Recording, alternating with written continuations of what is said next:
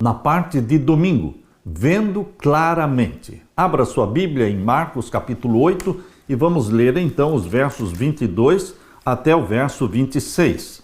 Marcos capítulo 8, versos 22 a 26. E chegou a Betsaida, e trouxeram-lhe um cego, e rogaram-lhe que lhe tocasse. E tomando o cego pela mão, levou-o para fora da aldeia, e cuspindo-lhe nos olhos, e impondo-lhe as mãos, perguntou-lhe se via alguma coisa. E levantando ele os olhos, disse: Vejo os homens, pois os vejo como árvores que andam. Depois tornou a pôr-lhe as mãos nos olhos, e ele, olhando firmemente, ficou restabelecido, e já via ao longe e distintamente a todos, e mandou-o para sua casa, dizendo: Não entres na aldeia. Queridos, aqui nós vemos o milagre de Jesus Cristo com dois toques. O milagre aqui foi um processo em duas etapas. Os evangelhos relatam as histórias de vários cegos curados por Jesus. Além da passagem de Marcos 8, que estamos estudando, Bartimeu também foi curado. Marcos capítulo 10, versos 46 a 52. Vemos também Mateus falando, referindo-se a dois cegos em Mateus 20, versos 29 a 34. E vemos também João falando no capítulo 9, a história de Jesus curando um cego de nascença que se lavou no tanque de Siloé. Contudo, a história da cura deste cego em Marcos capítulo 8 é peculiar, diferente das outras. Ela é mencionada apenas em Marcos e é o único milagre de Jesus que requereu duas ações para trazer saúde perfeita para este homem. Há o detalhe comovente de que Jesus tomou o homem pela mão e o levou para fora da aldeia. Conseguimos sentir a compaixão de Jesus pela deficiência deste homem. Mas por que foi necessário o homem ser tocado duas vezes? Esse foi o único milagre que envolveu duas ações. Mas isso não aconteceu por falta do poder ou da fé de Jesus. É mais provável que ele tenha contado uma parábola em forma de ações, ilustrando que às vezes leva tempo para desenvolver a percepção espiritual. Isso estava acontecendo com os discípulos. Essa sessão de Marcos começa e termina com a cura de um cego. Jesus estava ensinando os discípulos, especialmente sobre a sua morte que ocorreria em breve.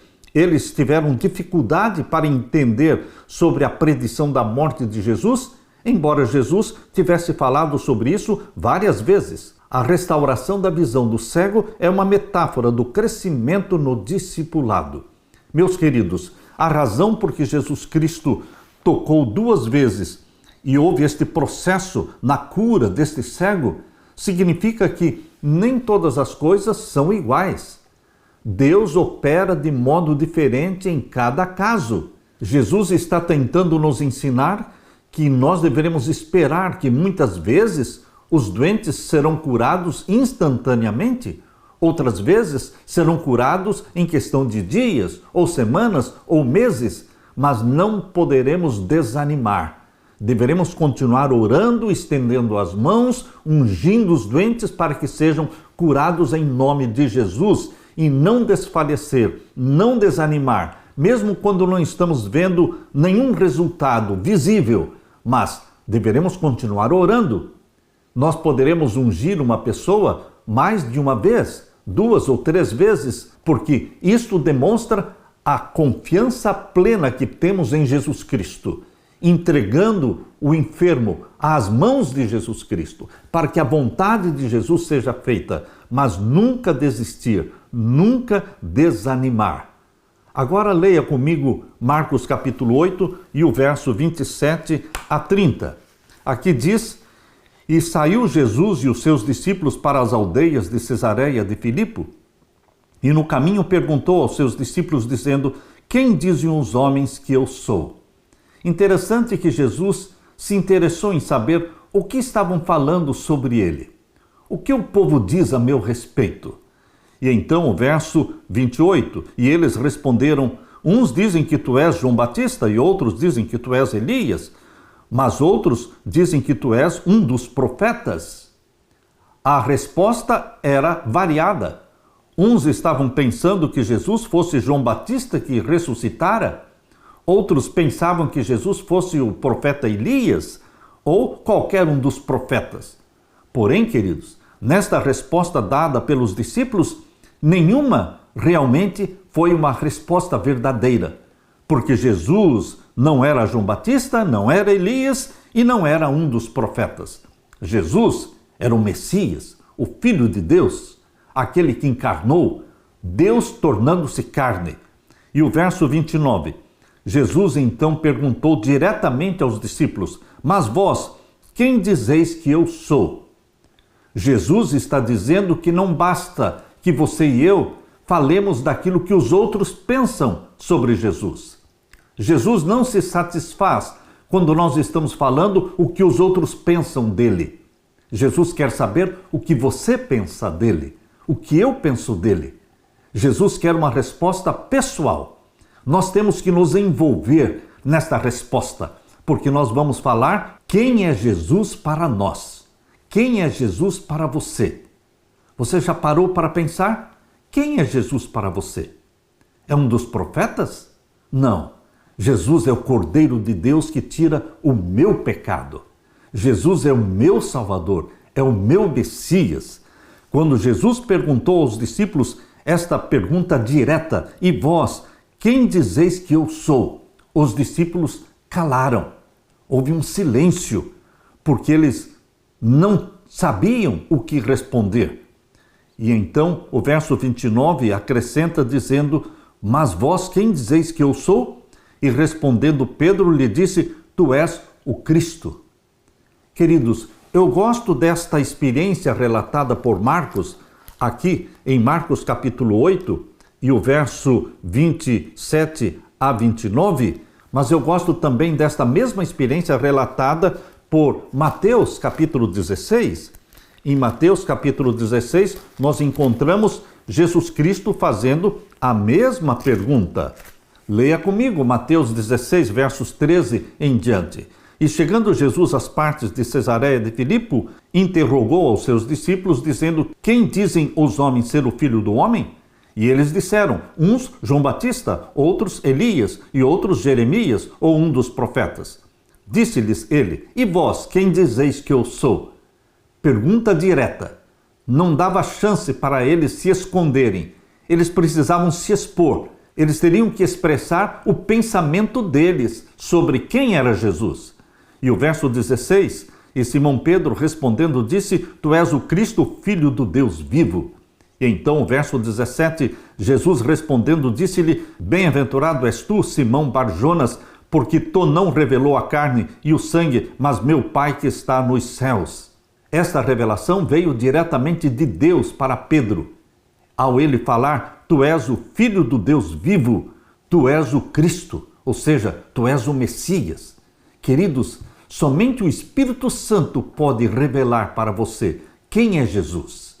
E somente o Espírito Santo pode incutir na sua mente o pensamento, a crença de que Jesus Cristo é o Messias.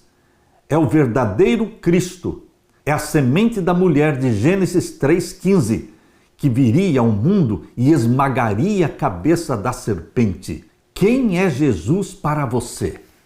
Jesus é Deus, e é Deus eternamente. Na eternidade do passado, na eternidade do futuro, Jesus é Deus. Mas Jesus também é homem. Na eternidade do passado, ele não era homem. Mas desde que ele nasceu da Virgem Maria, gerado pelo Espírito Santo, ele assumiu a natureza humana e ele é Deus 100% e é homem 100% por toda a eternidade. Por que Jesus disse aos seus discípulos para não contarem a ninguém que ele era o Messias? Isso parece ser contrário à sua vontade de estabelecer o reino de Deus. Contudo, queridos, nos dias de Jesus, a ideia de Messias muitas vezes tinha conotações políticas, porque o Messias, segundo o povo judeu acreditava, ele viria para estabelecer um reino e para ser rei. Divulgar a ideia de que Jesus era o Messias antes da hora iria com certeza complicar mais o ministério de Jesus e dificultar a sua vida, porque, segundo a crença judaica, o Messias viria para derrubar o domínio romano e estabelecer o reino de Deus. Por isso, ainda não era a hora. Nem todas as verdades podem ser ditas ao mesmo tempo. O próprio Jesus disse: muita coisa tenho para vos dizer, mas não podeis suportar agora. O Espírito Santo que Jesus enviou quando ele subiu ao céu, quando ele foi entronizado no santuário celestial, no dia do Pentecostes, ele enviou o Espírito Santo, o Deus presente na terra, o Espírito Santo. Meus queridos, aí sim o Espírito Santo está nos guiando em toda a verdade, revelando progressivamente as verdades que Jesus, quando esteve na terra, não pôde revelar. Muitas vezes nós queremos falar toda a verdade para uma pessoa, mas existe um tempo certo. Temos que apresentar a verdade progressiva e gradualmente. O Espírito Santo vai preparando a mente das pessoas para receberem a verdade. Nem todas as doutrinas podem ser apresentadas de uma só vez.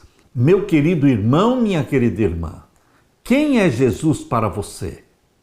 Jesus Cristo é o seu Salvador? Você o ama? Você já declarou seu amor a Jesus Cristo? Seus votos de fidelidade? Você alimenta e nutre uma verdadeira amizade com Jesus Cristo? Você é dependente dele? É Jesus Cristo o melhor e o maior na sua vida? Jesus Cristo quer se assentar no trono do seu coração. Jesus Salvador e Jesus Senhor da nossa vida. Aleluia!